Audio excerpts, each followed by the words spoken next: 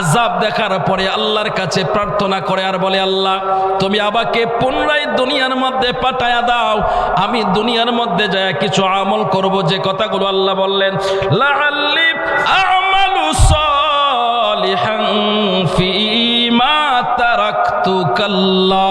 জোরে আওয়াজ করে বলেন আল্লাহু আকবার। আল্লাহর কাছে বলবে, আল্লাহ লাআল্লি আমালু সালিহা, যাতে করে দুনিয়াতে যায় কিছু ভালো আমল করতে পারি, নেক আমল করতে পারি। কাল্লা, আল্লাহ বলে কখনোই না। ইন্নাহা কালিমাতুন হুয়া কাইলুহা, এটা তো শুধুমাত্র কথার কথা। ওয়া মিন ওয়ারাইহিম বারযাখুন ইলা ইয়াউমি ইউবআসুন।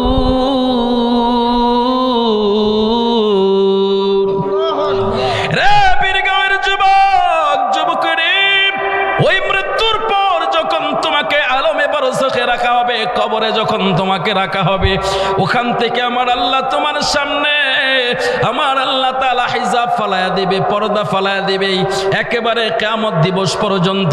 ওই যুবক যুবকরে, প্রত্যেকটা মানুষ মৃত্যুর পরে আল্লাহর কাছে আফসোস করবে, আল্লাহর কাছে কান্নাকাটি করবে, আল্লাহ তুমি আমারে দুনিয়াতে আবার পাঠায়া দাও। ও বন্ধু, বন্ধুরে, এই কথাগুলো হাদিস শরীফের মধ্যে আল্লাহ রাসূল চমৎকার করে বলেছে। ও দুনিয়ার মানুষ, একটা মানুষের যখন মৃত্যু হয়ে যায়, মৃত্যু হয়ে যাওয়ার পরে তাকে যখন গোসল দেওয়া হয়, এটা বুখারীর হাদিস, এই যখন মানুষটাকে গোসল দেওয়ার জন্য নিয়ে যাওয়া হয়, আমার আল্লাহ তাআলা কিছুক্ষণের জন্য তার রূহটাকে নিয়ে আবার রূহটাকে ফেরত দিয়ে দেয়। ওই রূহটা ওই জায়গার মধ্যে ঘুরতে থাকে। একবার বাবার কাছে যায়, মায়ের কাছে যায়, ভাইয়ের কাছে যায়, বন্ধুর কাছে যায়, আত্মীয় স্বজনের কাছে যায়, প্রতিটা জায়গায় জায়গায় ঘোরাঘুরি করে। আর যখন তাকে গোসল দেওয়ার পরে, কাফন পরানোর পরে, তাকে যখন কবরের দিকে নিয়ে যাওয়া হয়, কবরের হালতটাও সে দেখে আসে। দেখে আসার পরে ভাইকে জোরালো ভাবে বলতে থাকে, ভাই ওই যে কবরের মধ্যে তুমি আমাকে নিয়ে যাচ্ছ, আমি বুঝতে পারি নাই কবরটা যে এত ভয়ঙ্কর হবে আমি জানতেও পারি নাই। এই কবরের মধ্যে তুমি নিয়ে যাচ্ছ আমাকে কবরে রাখার জন্য, ওই কবরের মধ্যে তো বিষাক্ত বিষাক্ত সাপের আড্ডাখানা দেখা যায়। ওই বিষাক্ত সাপগুলো পজিশন নিয়ে বসে আছে, আমি কখন কবরে নামাই বা আমার আর কখন তারা ধ্বংস করবে। তোমরা কি আমার কথা শোনো না? একটু শোনো না, আমাকে কবরে না দিয়ে আমাকে জংলায় ফেলে দাও, আর না হয় নদীতে নিক্ষেপ করে দাও, তবু আমারে কবরে দিও না। একটু জবান খুলে বলেন না আল্লাহু আকবার। রে বীরগাঁওয়ের মুসলমান, মুসলমানের এইভাবে যখন কান্না করতে থাকে, এইভাবে কান্না করতে থাকে, একবার ভাইয়ের কাছে যা, ভাই তুমি না আমারে কত আদর করতা, তুমি না আমার জন্য কতটা পাগল ছিলা, আমার যদি কোনো বিপদের খবর শুনতা, রাতের 2টা 3টা নাই তুমি পাগলের মতো ছুইটা যাইতা আমার বিপদের কথা শুনে। আমাকে যদি দুনিয়াতে কেউ মারতো, তুমি তার মাথা ফাটাইবার আগ পর্যন্ত গড়ে আসতা না, খাবার খাইতা না। আজকে তুমি আমারে কঠিন মুসিবতের মধ্যে নিয়ে যাচ্ছ, কাঁধে কইরা কবরে নিয়ে নামায়া দিবা। ওই কবরটা তুমি দেখছো সাধারণ কবর, কিন্তু কবরটা সাধারণ কবর না। আমি দেখলাম কবরের ভিতরে বিষাক্ত সাপগুলো পজিশন নিয়ে বসে আছে। ওই সাপের বিষ কতটা হবে, কতটা হবে, আমার রাসূল বলে ওই সাপের বিষ যদি একবার দুনিয়ার মধ্যে ফেলে দেওয়া হয়, দুনিয়ার সমস্ত সবুজ গাছপালা যা কিছু আছে সব কিছু তামা হয়ে যাবে, এই জমিনটা বিষাক্ত হয়ে যাবে, সবুজ গাছপালা আর দুনিয়ার মধ্যে জ্বালাবে না। একটু জবান খুলে বলা যাবে নি আল্লাহু আকবার। কবর যেদিন ডাকবে আমায় সকাল সন্ধ্যা বেলা, মাগরিবেতে ডুবে যাবে রে আমার এই জীবনের খেলা, মাগরিবেতে ডুবে যাবে রে। কথা বলেন ঠিক কিনা? এই দিকটা আলোচনা একটু পরে করব, আর একটু সহজে বোঝানোর জন্য আপনাদেরকে নিয়ে যাই আমার নবীর জামানায়। আমার নবীর জামানায় একজন মহিলা মানুষ আমার নবীর উপরে কালেমা পড়ে ঈমান এনেছে। কালেমা পড়ে ঈমান আনার পর কিছুদিনের মধ্যে ওই মহিলাটা মৃত্যুবরণ করেছে। মহিলার কোনো বিয়ে শাদী হয় নাই। ওই মহিলার একটা মা পৃথিবীতে বেঁচে ছিল। ওই মাটা সন্তান যখন হারাইছে, মায়ের মনের মধ্যে যন্ত্রণার পাহাড় জমে গেল। ওই মাটা মেয়ের কবরটার দিকে তাকায় তাকায় শুধু চোখের পানি ফেলা। এইটাই তো স্বাভাবিক, এইটাই তো স্বাভাবিক কারণ হইল কোন সন্তান যদি মায়ের আগে মারা যায়, ওই একমাত্র মা বুঝতে পারে ওই সন্তান হারার যন্ত্রণা কত। জোরে বলেন না ঠিক? মুসলমানের একটা কতটা বেদনা হয়। একটা মা জানে সন্তানের বেদনাটা কত বড় হয়। এরে বন্ধু বন্ধুরে, আমি তোমাদেরকে একটু সহজে বোঝার জন্য একটা হিন্দায় পৃথিবীর ইতিহাস শুরু থেকে পৃথিবীর এই পর্যন্ত আজ পর্যন্ত যত মানুষকে কবরস্থ করা হয়েছে, যত মানুষকে আপনারা লাশ নিয়ে কবরে গেছেন, আজ পর্যন্ত দেখছেননি কোনো মহিলা কবরে যাইতে? কথা বলেন, দেখছেন কোন মহিলা গেছে? এরা বীরগাঁওয়ের মুসলমান, মুসলমানের সন্তান যদি বাবার আগে মারা যায়, ওই বাবা সন্তানের লাশটাকে কাঁধে কইরা নিয়ে কবর পর্যন্ত যায়। ভাই যদি ভাইয়ের আগে মারা যায়, ভাই কবর পর্যন্ত লাশটাকে নিয়ে যায়। কিন্তু কোন মাকে আজ পর্যন্ত দেখেন নাই কবরে যাইতে। কথা বলেন। বীরগাঁওয়ের মুসলমান, কেন মাকে যাওয়ার নিষেধ করেছে? তার একটাই কারণ, আমার নবী বলেছে এই জন্য। কারণ হইল পৃথিবীর সমস্ত মানুষ কবরের মধ্যে যাইয়া সন্তানের লাশটা বাবা রেখে কবর থেকে উঠতে পারবে, সন্তানের লাশটা ভাই কবরে রাইখা ভাই উঠতে পারবে, কবরের মধ্যে লাশ রেখে বন্ধু বন্ধু কবর থেকে উঠতে পারবে। কিন্তু কোন পৃথিবীর মা সন্তানের লাশটা কবরে রাইখা উঠতে পারবে না। কেন উঠতে পারবে না? আমার নবী কই, ওই মায়েটা যদি কবরে যাইতো, তার সামনে যদি তার সন্তানের লাশটারে কবরের মধ্যে নামায়, আর ওই মায়ের চোখ দিয়ে যদি একবার দেখে, মা ওই সন্তানের লাশ রেখে কবর থেকে উঠবে না। মা বলবে আমারেও আমার সন্তানের সাথে দাফন করে দেয়। কথা বলেন ঠিক কিনা? তার কারণ হইল আমার নবী কই, উম্মত, আমার আল্লাহ মায়ের কলিজার মধ্যে এতটা আদর আর ভালোবাসা সন্তানের জন্য দিয়েছে। মায়ের কলিজার মধ্যে এত দরদ রে, সন্তান দূর প্রবাসে বিপদে পড়লেও মায়ের কলিজায় আঘাত লাগে। জোরে আওয়াজ করে বলেন আল্লাহু আকবার। এই জন্য আমরা বলি, আমার আদরিনী মা, আমার সোহাগিনী মা, এই দুনিয়া মায়ের সাথে হয় না তুলনা, এই দুনিয়ায় মায়ের সাথে হয় না তুলনা। একটু জবান খুলে বলা যাবে নি আল্লাহু আকবার? রে মুসলমান, মুসলমানের, এই জন্য আমার আল্লাহ নিষেধ করে দিয়েছে কোনো মা কবরে যেতে পারবে না, সন্তানের লাশ রেখে মা কবর থেকে উঠতে পারবে না। ওই জামানার মধ্যে যখন মহিলাটা সন্তান হারাইলো, মেয়েটাকে কবরস্থ করা হইল, দাফন করা হইল, মায়ের তো ঘরে শান্তি লাগে না, মা খাইতে ভালো লাগে না, ঘুমাইতে ভালো লাগে না, সময় পাইলেই শুধু মেয়ের কবরটার দিকে তাকায়া থাকে। ওই অবস্থায় মা যখন আপসেট অবস্থায় ছিল, এমন সময় আবু জাহেলের চোখের সামনে পড়ে গেল। খুব ভালো মানুষ আবু জাহেল, খুব ভালো মানুষ। কি বলেন? আবু জাহেল কি খুব ভালো মানুষ? নবীর বন্ধু, মুসলমানদের বন্ধু, দুশ্মন। এর সামনে যখন পড়ে গেল, সে চিন্তা করলো সুযোগ পাইছি, সুযোগে একটু কাজ বানাই। তো মহিলারা যায় বলতেছে, তোমার যে মেয়েটা মারা গেছে, তুমি কি জানো কিসের জন্য মারা গেছে? মহিলা মানুষ তো সহজ সরল মানুষ, কয় না তা তো জানি না। বলে তোমার মেয়েটা নাকি মুহাম্মদের ধর্ম ইসলাম গ্রহণ করেছে, শুনেছি। বলে হ্যাঁ করেছে। বলে এই জন্যই তোমার মেয়ে মারা গেছে। নাউজুবিল্লাহ বলেন, আরো জোরে বলেন। আবু জাহেল ডাক দিয়ে বলেন, রে বিদ্যা, তোমার মেয়েটা যদি মুহাম্মদের দ্বীন ইসলাম গ্রহণ না করতো, তোমার মেয়েটা মারা যাইতো না। নাউজুবিল্লাহ বলেন। এটা কোনো কথা? ইসলাম ধর্ম গ্রহণ করলেই মারা যাবে? কিন্তু মহিলা মানুষ, তার মনের মধ্যে ওয়াসওয়াসা দিয়ে দিল শয়তান। এদিক দিয়ে আবু জাহেল সুযোগ পাইল। আবু জাহেল বলে, তোমার মেয়েটা মারা যাইতো না, মারা গেছে ইসলাম ধর্ম গ্রহণ করার কারণে, মুহাম্মদের দ্বীন গ্রহণ করার কারণে, ইসলামের বিষক্রিয়া সহ্য করতে না পাইরা তোমার মেয়েটা মারা গেল। এই কথাটা বলার সাথে সাথে মহিলার ভিতরে যখন জেগে উঠলো, এই মহিলা বলে, কি বলো, সত্য কথা নেই? বলে হ্যাঁ সত্য কথা। কথা। মহিলা কয় না, তাহলে তো হতে পারে না। আমি তো তাহলে মুহাম্মদকে জিজ্ঞাসা করব, কেন আমার মেয়েটাকে কালেমা পড়াইলো, কেন মুসলমান বানাইলো, আর কেন আমার মেয়েটা মারা গেল। এই জন্য কথা জিজ্ঞাসা করার জন্য মহিলাকে আবু জাহেল সুন্দর সুন্দর কথা শিখাইয়া দিছে। যাও এইভাবে এইভাবে তুমি মুহাম্মদকে প্রশ্ন করবা, এইভাবে তুমি তাকে কোশ্চেন করবা, তাকে এইভাবে আটকানোর চেষ্টা করবা। এই কথা বলে যখন তারে শিখাইয়া দিল, মহিলা আগে আগে যাচ্ছে, আবু জাহেল পিছনে পিছনে যাচ্ছে। আবু জাহেল দূর থেকে একটা গাছের পিছনে দাঁড়ায়া ওই দৃশ্যগুলো দেখতেছে। মহিলা যখন আস্তে আস্তে করে আমার নবীর হুজরা পর্যন্ত পৌঁছে গেল, আমার নবী হুজরা মুবারকের সামনে যাওয়ার পরে মহিলা ভিতর বাহির থেকে ডাক দিল। আমার নবী বলে, মা ঘরের ভিতরে আসো। যেই মাত্র মহিলাটা ঘরের ভিতরে ঢুকলো, আমার নবীর নূরানি চেহারাটা দেখা মাত্র মহিলার সমস্ত প্রশ্নের কথা বইলা গেল। জোরে আওয়াজ করে বলেন আল্লাহু আকবার। রে বীরগাঁওয়ের মুসলমান, মুসলমানের আমার নবীর নূরানি চেহারার মধ্যে এত জাদু ছিল, এত রহমত ছিল, এত মায়া ছিল।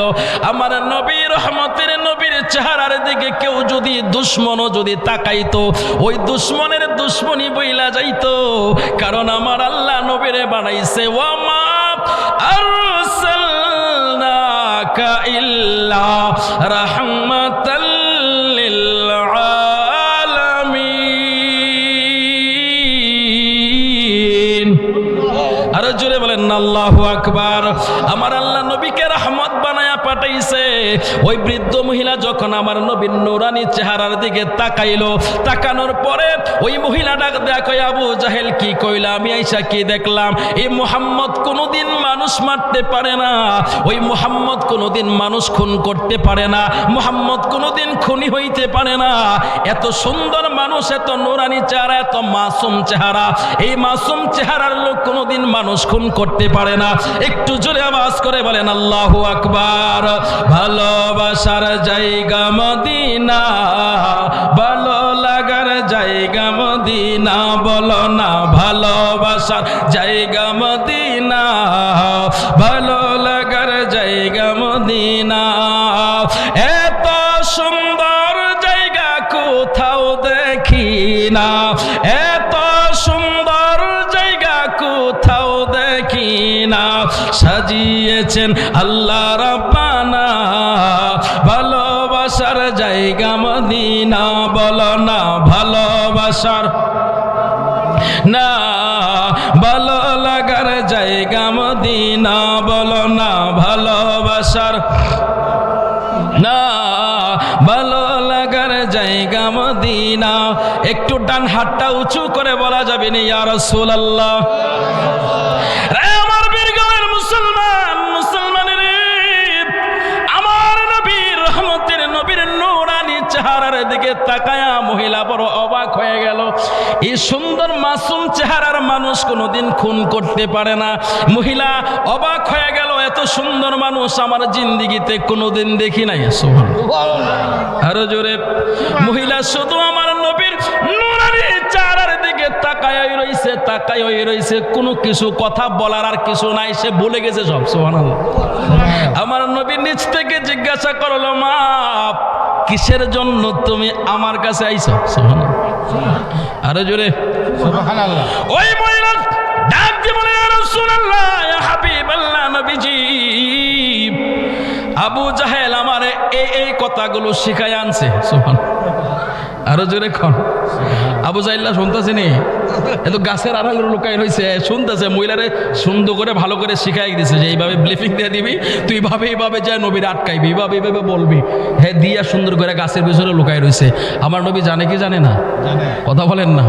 নবী তো সবই জানে। আমার নবী আর পাল্টা জবাব না দিয়ে বলছে, মা তোমার মেয়েটাকে, আবু জাহেল বলছে ইসলামের বিষক্রিয়া সহ্য করতে না পেরে মারা গেছে, তা তোমার মেয়েটারে কই দাফন করছো? চলো আমি তোমার মেয়ের কবরে যাব। আরো জোরে বলেন না সুবহানাল্লাহ। মহিলা ডাক দিয়ে বলেন, ইয়া রাসূলুল্লাহ, ইয়া হাবিবাল্লাহ, নবীজি, আপনি আমার মেয়ের কবরে যাবেন? বলে, হ্যাঁ আমি তোমার মেয়ের কবরে যাব। বলে, কেন যাবেন? বলে, আমি তোমার মেয়ের কবর জিয়ারত করব। সুবহানাল্লাহ। আরো জোরে। আমার নবী কি করব? কবর জিয়ারত করব। এখন একদল মৌলভী সাহেব বেরিয়েছে, কয় কবর জিয়ারত মাজার জিয়ারত নাই। নাউজুবিল্লাহ বলেন, আরো জোরে বলেন না। আমার নবী জিয়ারতে যাচ্ছে আর মোল্লাই কয় নাই। নাউজুবিল্লাহ বলবেন না। আমরা ওই সমস্ত মোল্লাদেরকে বলতে চাই, শোনো, তোমাদের মুখোশ উন্মোচন হয়ে গিয়েছে। দিক দিগন্ত থেকে, প্রত্যেক জায়গা থেকে মুসলমানরা এখন বুঝতেছে তোমরা হচ্ছে দুনিয়ার দুকাবাজ। কথা বলেন ঠিক কিনা? আমার নবী কবর জিয়ারত করেছে, আমরাও কবর জিয়ারত করব। এই কবর জিয়ারতের বিরুদ্ধে যারা ফতোয়া দিবে তাদের গাল আর আমাদের জুতা। কথা বলেন ঠিক কিনা? তাদের প্রতিবাদ আমরা করতে চাই কি চাই না? ডাইন হাত তুলে বলো, চাই কি চাই না? আল্লাহ কবুল করুক, আমিন বলেন। আমার নবী কয় আমি তোমার মেয়ের কবর জিয়ারত করব। সুবহানাল্লাহ। নবী হয়ে উম্মতের কবর জিয়ারত করতে যাচ্ছে, আর উম্মত কই জিয়ারত করা যাবে না। নাউজুবিল্লাহ বলেন। আপনাদের বিশ্বাস না হলে যারা সৌদি আরবে যান, হজ করতে যান, আপনারা দেখবেন হজ করা শেষ হলে পরে যখন মদিনার দিকে কেউ যাইতে চায়, একখান কোরআন শরীফের একটা কপি হাতে দড়াইয়া দেয় আর বলে মদিনায় যাইবা কি করতা। নাউজুবিল্লাহ বলেন। তো মদিনায় যদিও যাও তাইলে মসজিদে যাও নামাজ পড়তে, জিয়ারতে যাও না। নাউজুবিল্লাহ বলেন। ওটা বলে শিরিক হবে। নাউজুবিল্লাহ কইতেন না। বলে মসজিদে যাও নামাজ পড়তে, 1 রাকাতে 50 রাকাতে নামাজের সওয়াব পাইবা।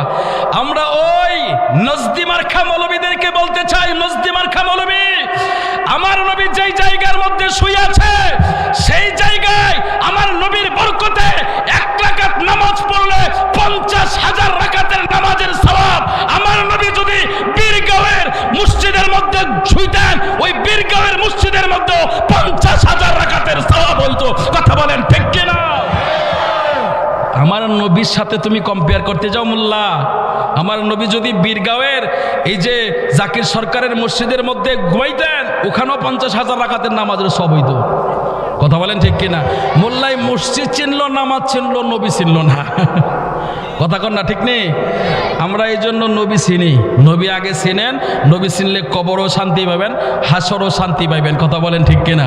এই জন্য অনেক গায়ক বলেছিল, চিনলি না রে কপাল ফুরা নবী কেমন দন, বলো চিনলি না রে কপাল ফুরা। কবর হাসরে নবী, ফুলসিরাতের ঘাটে নবী। কবর হাসরে নবী, ফুলসিরাতের ঘাটে নবী। সব বিপদের ঘাটে আমার নবী আপন জন। চিনলি না রে কপাল ফুরা নবী কেমন দন, বলো চিনলি না রে কপাল ফুরা। একটু মোহাব্বতে বলেন না ইয়া রাসূলুল্লাহ। আমার নবী রহমতের নবী ডাক দিয়া কইমা, চলো আমি তোমার মেয়ের কবর জিয়ারত করব। আমার নবী এইবার মহিলাকে নিয়ে রওনা হয়ে গেল।